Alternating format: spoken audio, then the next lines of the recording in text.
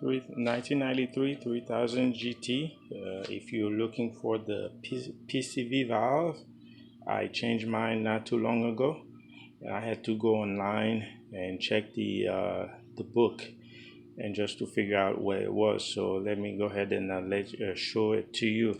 It's see, that's the first cover here, and the other one is underneath. So the PCV valve is right here. That's this one here.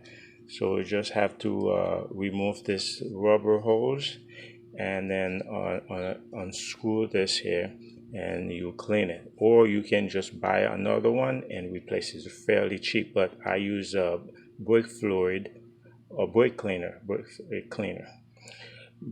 and to clean it. So this is the PCV valve for a Mitsubishi GT 1993.